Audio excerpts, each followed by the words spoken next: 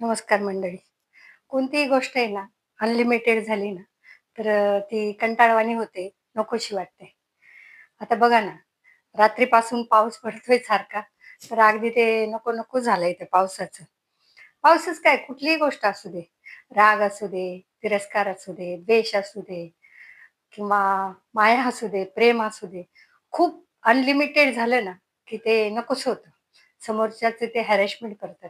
मग अशा वेळेस काय होतं, लिमिट गमावून बसलेली माणसं आहे ना, एकतर याच्यात जातात, डिप्रेशनमध्ये जातात किंवा अ, ते सारखे त्याच त्याच्यात चिडचिडे होऊन जातात. तेच करून चिडचिडे होऊन जातात. तर जरी आपल्या हातात कुठली गोष्ट नसेल, आता हा पाऊस पडणं काय आपल्या हातात आहे का? नाही, निसर्गाच्या हातात आहे. पण तो पडतोय त्याचं काम करतोय. जरी तो अनलिमिटेड पडतो, तर आपण घरात सुरक्षित राहणं ही आपल्या हातातली गोष्ट आहे.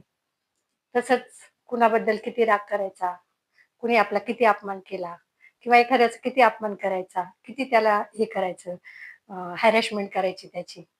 हे एक लिमिटच्या बाहेर गेल्यानंतर आहे ना, समोरचा माणूस पण आहे ना, लिमिट हद्द झाल्यावर तो त्या गोष्टीचा फारसा विचार करत नाही. पण हे वेळेच लक्षात यायला पाहिजे. कुठलीही अनलिमिटेड आता हे बघा डाटा, हे फोन कॉल्स हे अनलिमिटेड आहे. अनलिमिटेड असल्यामुळं काय झालं, बऱ्याच लोकांना निद्रानाशाचा त्रास जडलाय त्याच्यातून. रात्रीचे 12 काय, 2 काय, 3 काय वाजतात तरी लोकं ऑनलाईन असतात किंवा फोनचं पण बघा आता. पूर्वी ₹1 कॉइन टाकल्यानंतर आपल्याला 1 मिनिट वगैरे भेटायचं बोलायला. तर माणूस सारखं त्या घड्याळाकडे लक्ष ठेवायचं, की अरे ₹1 संपेल, ₹1 म्हणजे त्याला मूल्य होतं. अनलिमिटेड गोष्ट झाल्यावर त्याला मूल्य राहत नाही. लिमिटमध्ये कोणतीही गोष्ट असेल तर त्याला मूल्य असतं.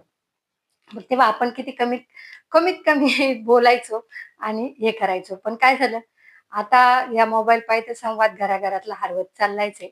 फक्त मोबाईलवर आहे ना, दिवसातून एखाद्या माणसाला 17 फोन करायचे किंवा कारण नसताना तेच रिपीट करत राहायचं आणि मग ते आपल्याला नंतर ते कंटाळवाणं वाटतं आणि हे इतकं लोकांच्या अंगवळणी पडलं, इतके सवयीचे गुलाम झाले काही लोकं, की त्याच्यातून बाहेर पडणं त्यांना अशक्य आहे.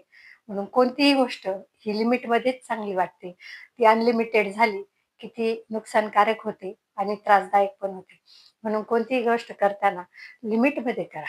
आणि हे बघा दुसऱ्याला जरी आपण लिमिट घालून देऊ शकत नसेल ना, तर आपल्या हातात आहे, की आपण कुठलीही गोष्ट कोणत्या लिमिटपर्यंत हे करायची. तर दुसऱ्यांचं सोडा, आपण आपल्यामध्ये स्वतः हे फॉलो करायचं, की आपण लिमिटमध्ये सगळ्या गोष्टी करायच्या.